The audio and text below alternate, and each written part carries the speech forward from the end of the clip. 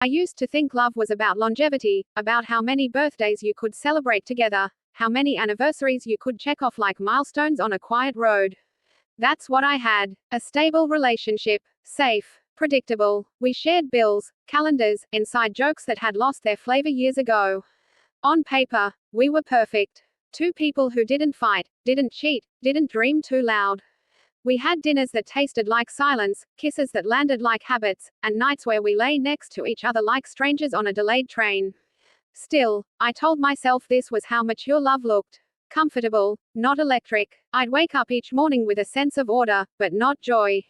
A quiet ache lingered, not loud enough to disrupt anything, just enough to remind me I had stopped feeling. My partner was kind, never cruel, always thoughtful in the small ways, leaving coffee on the table, folding my laundry. But it started to feel like we were caring for each other out of obligation, not affection. I smiled when I had to. I laughed when it felt appropriate. And I convinced myself that wanting more was selfish. Then one night, I met someone. A simple introduction through a mutual friend. Their name was Alex. A casual hello, a look that held for just a moment longer than it should have. Nothing dangerous. Nothing obvious. But when I shook their hand, I felt something flicker. Something I hadn't felt in years. Not desire, not attraction. Just awareness. Like the volume in the room had dipped for a second, just for us. I went home that night and didn't tell my partner. Not because anything had happened, but because for the first time in a long while, I had a secret I didn't want to let go. I kept running into Alex in ways that didn't feel accidental. A bookstore on a Sunday, a coffee shop I rarely visited, a walk through the park that ended with him seated on the same bench. Each time we met, the conversations deepened. We talked about everything but nothing personal, yet somehow, it felt more intimate than anything I'd shared at home in months. They asked questions no one asked me anymore, listened like what I said actually mattered. I found myself waiting for the next encounter, hoping for it, then pretending it didn't matter. It started small. A message sent late at night. A reply that came too quickly. Then more. A shared playlist. A photo of the sky. Nothing inappropriate, nothing anyone could label as cheating. But deep down, I knew what was forming. I began hiding my phone, clearing notifications. Not out of fear, but preservation. I wasn't ready to let go of what this connection was becoming. One night, Alex said something that broke me open. You don't look like someone who's really seen. I didn't answer. I didn't know how to explain that I'd forgotten what that even meant. I went home and sat in the living room across from my partner, trying to see them the way I used to. I couldn't. I was already drifting. It wasn't anger or betrayal. It was distance, silent and slow. Alex never pushed. They never suggested anything more than conversation. But I started thinking about them before I fell asleep. I imagined conversations we hadn't had yet. I smiled at memories that hadn't even happened. I told myself it was harmless. I told myself I wasn't crossing a line.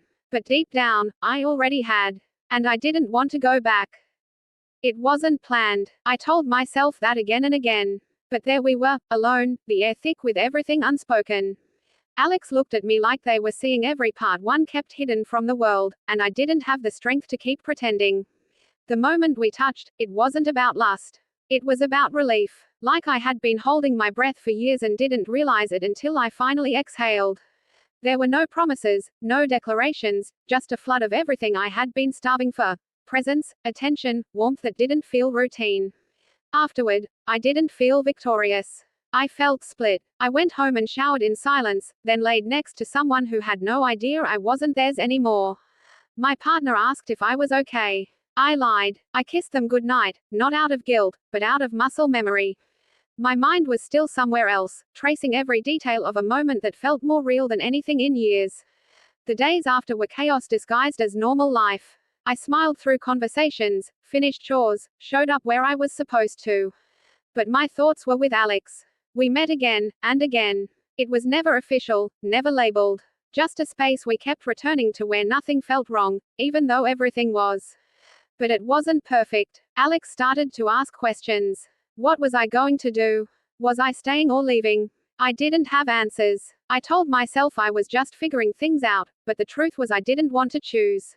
I wanted both comfort and passion, safety and fire. And I knew that wasn't possible. I was living on borrowed time, caught between two versions of myself, each one undoing the other. It didn't fall apart in a dramatic explosion. It unraveled. A text left open. A glance that lasted too long. A question asked at the wrong time with an answer that came too slow. My partner knew. Not all the details, not right away, but enough.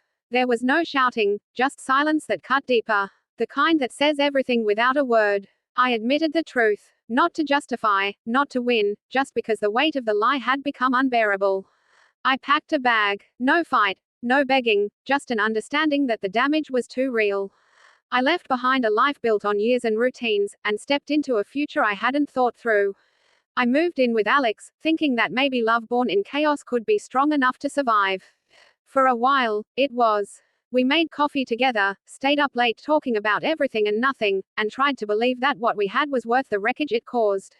But the guilt lingered, and not just mine. Alex changed. They smiled less. They questioned more. Trust was never spoken, only assumed, and assumptions are fragile. Every time I was late, every time my phone buzzed, I saw it in their eyes. The same fear I had once created in someone else. Eventually, we stopped trying. Not with a fight, but with distance. We both knew it couldn't last. It wasn't a love built to endure, only to expose. Years later, I don't hate what happened. I don't glorify it either. It taught me something. Not about betrayal, not even about love, but about who I became when I stopped lying to myself. Some stories don't end in forever. Some just teach you who you really are when everything falls away.